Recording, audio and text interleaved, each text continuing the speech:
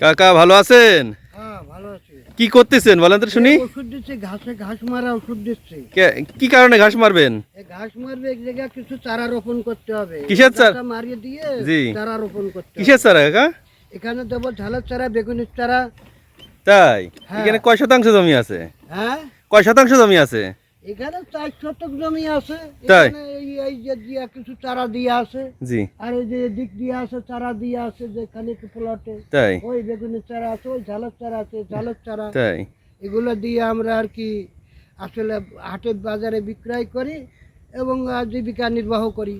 ও মানে এই চারা বিক্রি করেন না, এই চারা থেকে যে ঝাল হবে, বেগুন হবে? এখানে আবার আমরা লাগাইয়ে থেকে তার থেকে বীজ ফল ধরে, ফলের থেকে বীজ হয়। জি। বীজের থেকে আমরা সেই বীজটা ভালো যত্ন সহকারে ইয়ে করি, করে নিয়ে তারপর পরবর্তী সিজনে আমরা রোপণ করি। ও ঠিক আছে কাকা।